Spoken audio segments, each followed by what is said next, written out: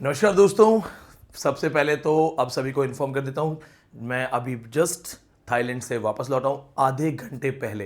तो बहुत सारे बच्चों के सवाल आ रहे थे लगातार, सर इस बार मार्किंग क्राइटेरिया क्या रहेगा, मार्क्स का सिस्टम क्या रहेगा, कितने नंबर लाने हैं, हम किस पर्टिकुलर परसेंटेज को टारगेट लेके चलें। तो जैसे ही मैं आया, मैंने ऑफिस से अपना पब्लिक नंबर फ़ोन करके मंगवाया था। मैंने उनसे कहा था कि मुझे देखना है स्टूडेंट्स की क्या क्वेरीज हैं। अब चूंकि आधे घंटे पहले ही मैं आया हूँ, मेरे पास इतना टाइम नहीं था कि मैं एक प्रॉपर इस पे थंबनेल या प्रॉपर इस पे चार्ट बनवा सकूं। देखिए, इन्फॉर्मेशन देने के लिए बोर्ड काफ़ी है, चार्ट की ज़रूरत नहीं है, एडिटिंग की ज़रूरत नहीं है। तो जितने भी स्टूडेंट्स अभी यहाँ देख रहे हैं, my target is to give you proper information. साथ में जितने दोस्त हमें लगातार फॉलो कर रहे हैं, if you following us, detailed syllabus, UGC NET English का डिटेल्ड सिलेबस मैंने ऑलरेडी वीडियो में अपलोड किया है। If you want to understand syllabus, if you want to understand what are the mistakes people do while preparing UGC NET English, watch this video। इसमें मैंने ये भी बताया कि कौन कौन सी गलतियां होती हैं, कौन कौन से लोग सिलेबस को पढ़ते समय क्या क्या मिस्टेक करते हैं, कौन से राइटर्स ऐसे हैं जो चारों यूनिट्स में आ सकते हैं। इसको जरूर देखिएगा। साथ में all the students who are going to attempt June 2024, check your preparation. अपनी प्रिपरेशन चेक करो। मेरे साथ साथ हिमाचल सेट पेपर मैंने सॉल्व किया है, 2 वीडियोस हैं, पार्ट 1 पार्ट 2, उसको देखो, चेक करो कि अगर ऐसे क्वेश्चंस एग्जाम में आएंगे तो आप कैसे सॉल्व करोगे। साथ में Andhra Pradesh set exam paper, ये कल अपलोड हो जाएगा, ये कल आपको मिल जाएगा। इनकी पीडीएफ्स के लिए आप हमें दिए हुए नंबरों पे कांटेक्ट कर सकते हो, आपको पेपर की पीडीएफ मिल जाएगी। अब चलते हैं सबसे इंपॉर्टेंट टॉपिक, जो हमारा आज का टॉपिक है। हमारा आज का टॉपिक है वो ये है, कितने मार्क्स लेके आने चाहिए। देखो, जब आप 100 मीटर रेस में भागते हो तो आपको पता होता है 100 मीटर रेस है। अभी एक कंफ्यूजन हो गई है। कंफ्यूजन क्या हो गई है? पहले ये होता था you qualify net, you score good, you get JRF. आपने नेट से ज्यादा स्कोर किया, आपको जेआरएफ मिलेगा। मैं 2 बार जेआरएफ हूं, तो मुझे पता है कि नेट का स्कोर क्या था, मेरा जेआरएफ का स्कोर क्या था। But now this time they have given the results in 3 category। they clearly defined this thing, they have told कि 3 कैटेगरी में रिजल्ट आएगा। अब 3 कैटेगरी में जो रिजल्ट आएगा तो उसमें कम से कम कितने मार्क्स लाने हैं, कितने परसेंटेज हमें लेके आनी है। ये जो मार्क्स है, ये जो परसेंटेज है, ये कॉमन परसेंटेज है। जितने भी बड़े सब्जेक्ट्स हैं, बड़ा क्राउड है, जैसे history, commerce, management, computer science, political science, English literature, इनमें ये कॉमन परसेंटेज है आपके लिए। इनमें 1-2% डेफिनेटली ऊपर नीचे हो सकता है, लेकिन 99% आपको यही आपको मार्क्स मिलेंगे। लास्ट टाइम भी मेरी एक स्टूडेंट थी जिसने 66% स्कोर किया, लेकिन उसका सिर्फ नेट हुआ, उसका जेआरएफ नहीं हुआ। तो इस तरह अब मैं उन सारे एक्सपीरियंस से, सारे जितने भी हमारे पास एग्जाम्पल्स हैं, उनका रेफरेंस लेके आपको ये बता रहा हूं। तो सबसे पहली चीज आपको देखनी है, 3 कैटेगरी में आपका रिजल्ट आएगा। या तो आप जेआरएफ हो जाएंगे, जिसमें आप रिसर्च में डायरेक्टली एक्सेप्टेड होंगे। मेरा एक वीडियो है, जरूर देखिएगा, जेएनयू का पीएचडी नोटिफिकेशन।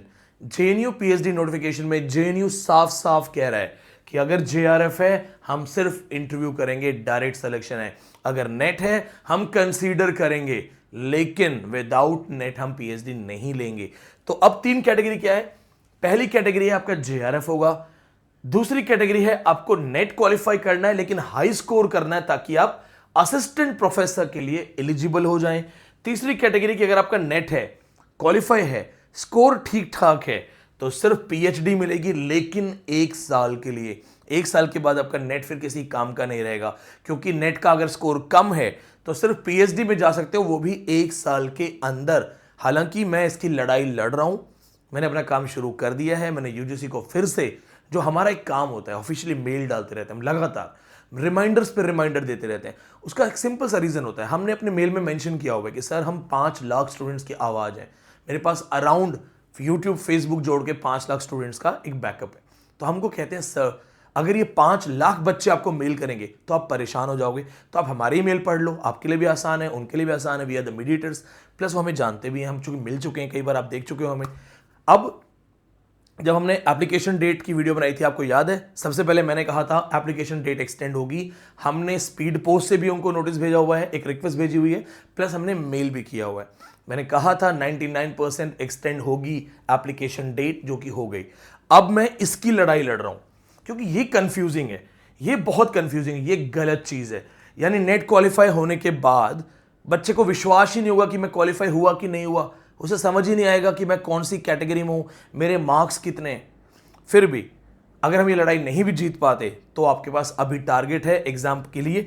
तो अब ध्यान से देखिएगा, ज़्यादा समय नहीं लूंगा, मैं खुद अभी थोड़ी देर पहले ही आया हूँ, अभी इंडिया में लैंड हुआ थोड़ी देर पहले, मुझे भी जेट लैग है। आप मेरा फेस देख सकते हैं, जो बच्चे मुझे वीडियोज़ में फॉलो कर रहे हैं थाईलैंड में, मेरी वीडियोज़ देख सकते हैं। मैंने बहुत सारी गन्स चलाई हैं, रियल गन्स, टाइगर के साथ वीडियोज़ आप देखिएगा जरूर, क्योंकि हम फैमिली हैं, हम पढ़ाई भी करते हैं, बात भी करते हैं, आपस में एक दूसरे से सीखते भी हैं।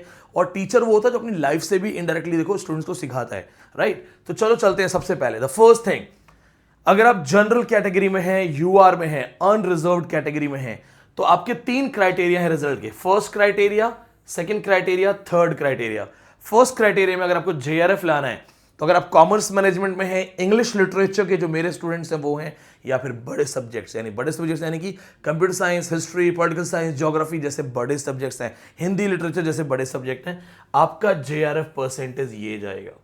इसके बीच में रहेगा आपका जेआरएफ परसेंटेज। पिछली बार भी 68% जेआरएफ गया था, तो ध्यान रखिएगा, चूंकि 3 कैटेगरी हैं तो जेआरएफ को ये और हाई कर देंगे, क्योंकि अब जेआरएफ की वैल्यू और बढ़ा दी गई है। डायरेक्ट पीएचडी मिल रही है, उसको कैटेगरी नंबर 1 पे रखा गया है, तो जेआरएफ के परसेंटेज बढ़ने की बहुत अच्छी संभावना है। मान के चलो 70% तो लेके ही आओ। मैं आपकी जगह होऊंगा तो मैं 80% की तैयारी करूंगा, क्योंकि अगर 70 चाहिए तो 80% करना है। नेट कैटेगरी 2, जिसमें आप नेट क्वालिफाई होंगे और आप असिस्टेंट प्रोफेसर के लिए एलिजिबल होंगे। अगर आपका नेट में अच्छा स्कोर है, आपको बार बार नेट नहीं देना पड़ेगा, ये वैलिड हो जाएगा। तो ये आपके लिए एक अच्छी न्यूज़ है कि अगर आपने अच्छा स्कोर कर लिया और अगर आप कैटेगरी 2 में हैं, जनरल कैटेगरी के लिए 64% से 68% जो है category 2 good qualification of net माना जाएगा। जी हां, अगर आपका एक अच्छा स्कोर है, 64 to 68% के बीच में आपका नेट का स्कोर है, इट मींस आपने जेआरएफ कुछ परसेंटेज से मिस किया but you scored really well, आपका नेट वैलिड माना जाएगा। आपके नेट को कोई नहीं काट सकता, प्लस वो लाइफ टाइम वैलिड होगा, उसकी कोई 1 ईयर वैलिडिटी नहीं है। अभी तक ऐसा मेंशन भी नहीं हुआ है कि जॉब नहीं मिली तो 1 ईयर वैलिडिटी है, तो यहां पे भी आप सेफ हैं। लेकिन अगर आप जनरल कैटेगरी में हैं और आपका स्कोर आता है ये 58% to 64%, तो दोस्तों सपोज करो 64% पे सेकंड कैटेगरी है, आपके आए 63%, तो ये यूजीसी अब रिजल्ट्स 3 कैटेगरी में देगा। ये यूजीसी ही बताएगा, qualified for JRF, qualified for assistant professor and net, qualified for net and PhD. तो अगर ये लिखा आया qualified for net and PhD, net 1 साल के बाद बेकार हो जाएगा अगर पीएचडी में सिलेक्शन नहीं हुआ। ध्यान से देख लो इसको। थर्ड कैटेगरी क्या कह रही है, अगर आपका थर्ड कैटेगरी में पीएचडी में सिलेक्शन नहीं हुआ तो 1 साल के बाद आपकी नेट की जो वैलिडिटी है, क्वालिफिकेशन है, वो खराब हो जाएगी, जो कि बहुत बड़ा अत्याचार है, गलत है ये। और मैंने कभी जिंदगी में कभी नहीं कहा होगा कि इंडियन एजुकेशन जो है वो अच्छा है। मैं हमेशा सवाल उठाता आया हूं, मैंने आपको पहले भी कहा था कि मैं सवाल उठाता हूं तो हम टारगेट भी बन जाते हैं।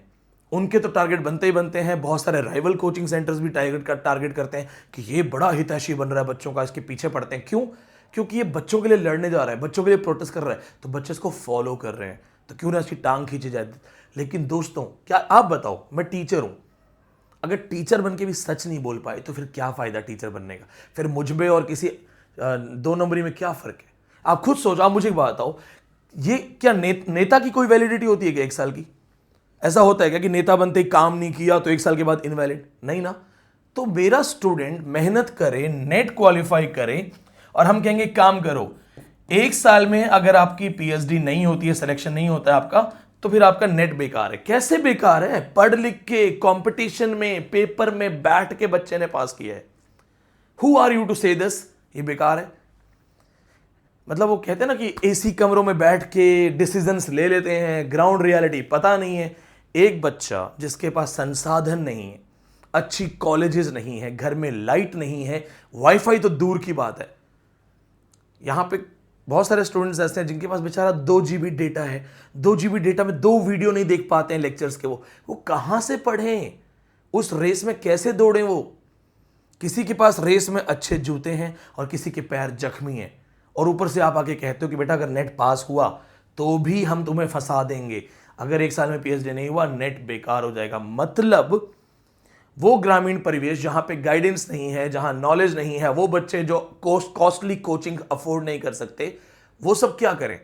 नेट दें, मुश्किल से पास हों, कम नंबर आए, दोबारा नेट दें, जिंदगी भर नेट देते रहें, जॉब ना मांगे।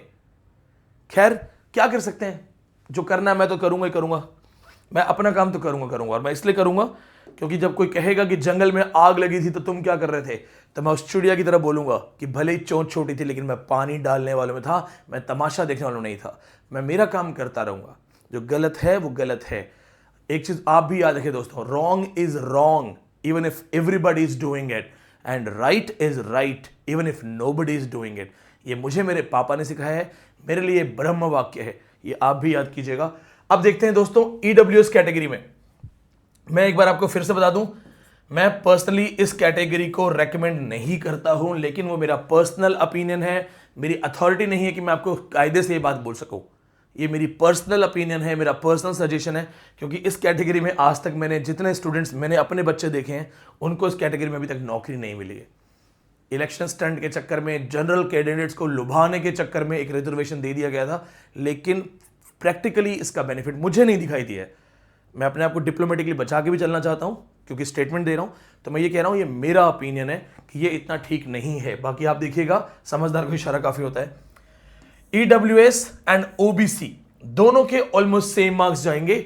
जेआरएफ रहेगा for OBC candidate and EWS economical weaker section 62% से 65, 62% टू 65% अगर आपका आता है, आप जेआरएफ कैंडिडेट हैं, आप सेफ हैं, आपके चांसेस हैं टिकने के। लेकिन अगर आपका 58%, क्योंकि ओबीसी का रिजल्ट नॉर्मली 54, 55 से स्टार्ट हो जाता है, 54 से 55 से हमेशा स्टार्ट होता है। तो अगर आपका, क्योंकि अब मार्क्स बढ़ेंगे इस बार कैंडिडेट्स के लिए, कंपटीशन बढ़ेगा, एफवाई यूपी के बच्चे आ गए तो कंपटीशन बहुत सारा बढ़ने वाला है। तो अब ध्यान से देखो, अगर 58% टू 63% भी आता है तो आप सेफ कैटेगरी में हो। जी हां, ये 62, 63, क्योंकि ये 62 भी एक 3 हो सकता है, जैसे कि मैंने आपको कहा है। सेकंड कैटेगरी में अगर आप ओबीसी से हो, इकोनॉमिक वीकर सेक्शन से हो, तो ये टारगेट लेके चलो। जेआरएफ के लिए ये टारगेट, इसके लिए ये टारगेट, तब जाके आप सेफ हो। लेकिन अगर आप आए थर्ड कैटेगरी में, इन ओबीसी, इन ईडब्ल्यूएस, नेट पीएचडी, तो आपका 53 टू 58% के आसपास। हालांकि 58% एक अच्छा स्कोर मानता हूं मैं, लेकिन चूंकि कंपटीशन बढ़ गया है, परसेंटेज बढ़ने वाली है, चीजें ऊपर जाने वाली हैं, तो अब 3 कैटेगरीज में, तो ये 53% या 58% के अगर आसपास आपका आया, तो नेट आके आप सिर्फ पीएचडी के लिए एलिजिबल रहोगे। तो ध्यान से देख लो, अपने टारगेट के लिए चाहे स्क्रीनशॉट ले लो, आप अपना टारगेट सेट कर सकते हो स्क्रीनशॉट लेकर के। पर यह ध्यान रखना दोस्तों, थर्ड कैटेगरी में अगर नेट पास हो भी गए तो पीएचडी करनी पड़ेगी, और अगर 1 साल में पीएचडी में सिलेक्शन नहीं होता है, क्योंकि आसान नहीं है, उसी पीएचडी के लिए ये बच्चे भी आके बैठेंगे, उसी पीएचडी के लिए जेआरएफ भी आके बैठेगा, जेआरएफ भी तो पीएचडी के लिए आके बैठेगा। इतनी सीट्स ही नहीं है। हमारे देश में एजुकेशन सिस्टम ऐसा है, पीएचडी जबरदस्ती थोप दी गई है। पीएचडी रिसर्च होता है, रिसर्च किसी पे जबरदस्ती थोपा नहीं जा सकता, कि किसी को जबरदस्ती कॉलर पकड़ा के चल रिसर्च कर, तू भी रिसर्च कर, तू इस पे रिसर्च कर, तू उस। रिसर्च अंदर से आता है। ये हम यूरोपियन कंट्रीज को फॉलो कर रहे हैं, उनकी तरफ बढ़ना चाहते हैं, तो हम उनके एसेंशियल्स क्यों नहीं फॉलो कर रहे?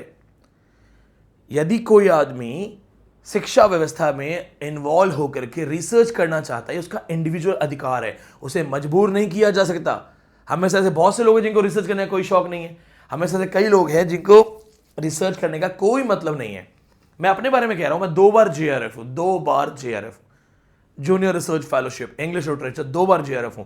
मेरा कोई इंटरेस्ट नहीं है पीएचडी में, और जब इंटरेस्ट था तो मुझे गाइड नहीं मिले। गाइड कहते थे हमारा टॉपिक लो, मैंने कहा मैं तो अपना टॉपिक लेना चाहता हूं। फिर गाइड की बहुत कंडीशंस होती हैं, बहुत सारे पीएचडी स्टूडेंट जानते हैं, तो कहीं ना कहीं बात नहीं बनी। लेकिन मैं, अगर आप मुझे बोलो कि सर जब आप पीएचडी ढूंढ रहे थे तो क्या आपका रिसर्च इंटरेस्ट था? नहीं, कोई रिसर्च इंटरेस्ट नहीं था। सरकार ने कहा था पीएचडी करो, जॉब चाहिए तो मुझे लगा सारे भाग रहे हैं रेस में, मैं भी भागता हूं, भेड़ चाल है। लेकिन रिसर्च थोपी नहीं जानी चाहिए। हाँ, बल्कि मुझे कमेंट पे बताना, क्योंकि मेरी यूट्यूब वीडियोज या मेरी क्लासेस में हमेशा इंटरेक्शन होता है। आप भी स्कॉलर्स हैं, आप पीएचडी भी कर चुके होंगे, कर रहे होंगे, करना चाहते होंगे। मुझे सिर्फ एक बात ईमानदारी से बताइएगा, अगर आपने पीएचडी कर ली है तो भी क्या रिसर्च किसी पे जबरदस्ती डालना चाहिए कि जबरदस्ती रिसर्च करो? अरे बच्चों को टॉपिक तक नहीं पता होते, बच्चे टॉपिक हमसे पूछते हैं, सर आप बता दो किस पे रिसर्च करूं। यानी उसका रिसर्च उसे खुद नहीं पता मुझे किस पे करना है।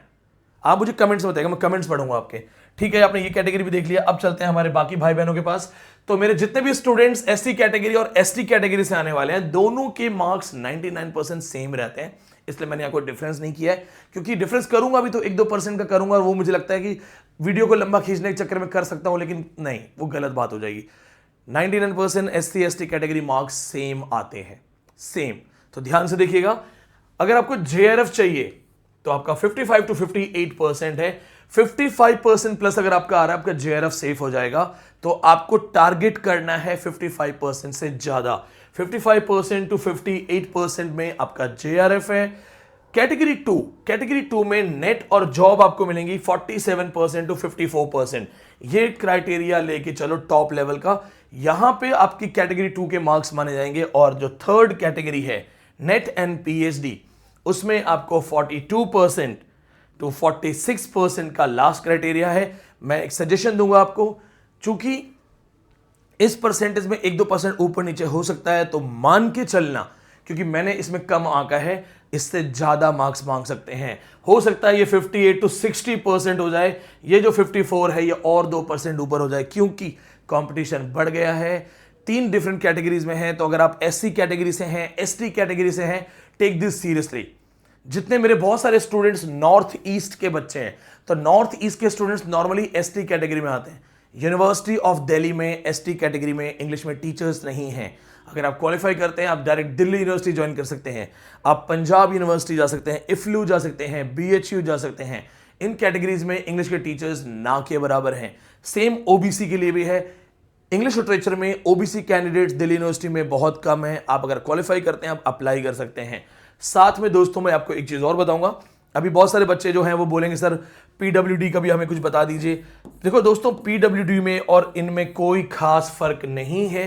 तो पीडब्ल्यू कैंडिडेट के लिए मैं यही बोलूंगा, आप ये 58, 54 ये स्कोर लेके चलो, सिर्फ इसको देखो। जेआरएफ के स्कोर को टारगेट करो, जेआरएफ का स्कोर टारगेट करोगे, अपने आप क्वालिफाई हो जाएगा। अब दोस्तों मैंने आपको अलग अलग कैटेगरी वाइज सारी चीजें बता दी हैं, आप एक बार दोबारा से देख लीजिएगा। यहां पे हमने जनरल ईडब्ल्यूएस एंड ओबीसी की बात की थी, यहां पे ओबीसी के लिए हमने क्लियर कर दिया था। साथ में देख लीजिएगा यहां पे जनरल यूआर कैटेगरी, 3 सारी चीजें हमने प्रॉपर डिस्कस कर ली थी। दोस्तों मैं फिर अब चूंकि वीडियो खत्म करने वाला हूं, इस वीडियो को दोबारा से देखो।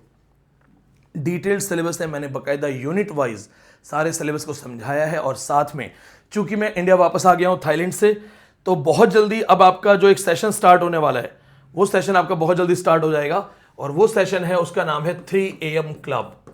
मेरा बहुत मन था मैं कल सुबह ही करूं, लेकिन मुझे जेट लैग है। तो 3 AM जितने लोग सुबह सुबह 3 बजे उठ के मेरे साथ मेरी जेआरएफ स्ट्रेटजी पे पढ़ना चाहते हैं, आपको बहुत लोग पढ़ा रहे हैं, लेकिन आपके कितने टीचर्स जेआरएफ हैं?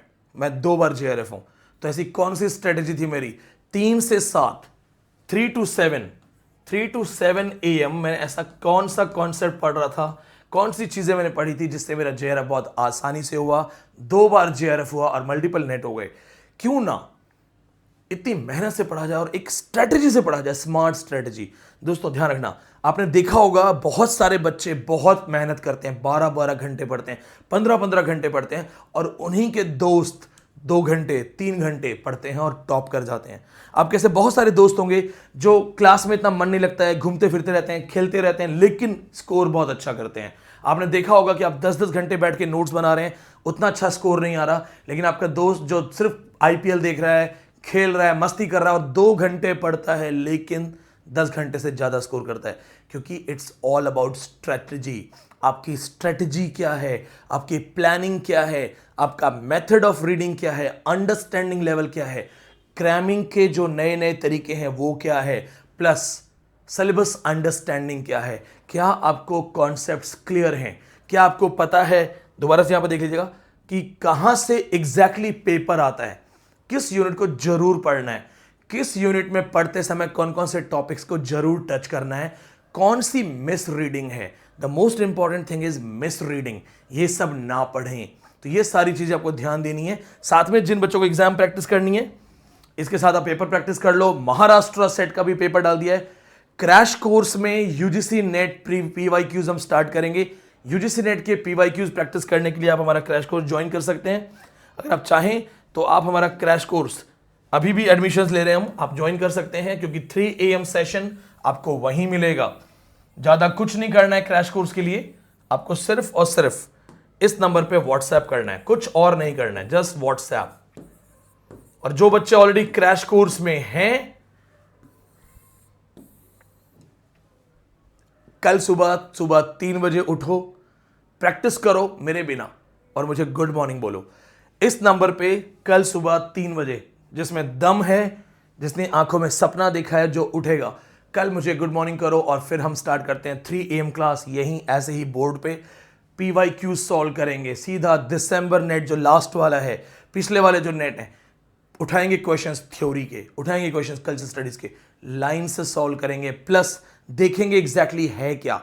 मैं आपको सिर्फ ऑप्शन नहीं बताऊंगा कि इसका A सही है, इसका B सही है, मैं आपको समझाऊंगा क्वेश्चन क्या था, क्वेश्चन में B क्यों नहीं सही है, D क्यों गलत है और फिर A क्यों सही है। यानी कि मेरे आंसर्स होंगे एनालिटिकल।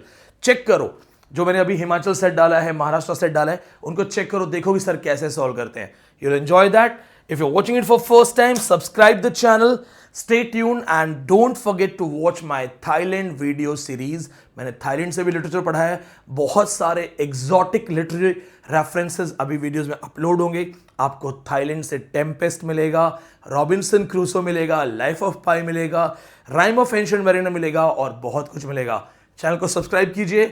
कल मिलते हैं सबसे इंपॉर्टेंट टॉपिक क्रैश कोर्स के लिए। कल शाम को एक लेक्चर अपलोड होगा जो होगी literary theory.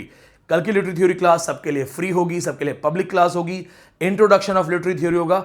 Stay tuned, channel को सब्सक्राइब कीजिए और कमेंट में मुझे फिर से बताना, क्या पीएचडी थोपी जानी चाहिए, क्या रिसर्च थोपा जाना चाहिए। बहुत बहुत धन्यवाद, नमस्कार।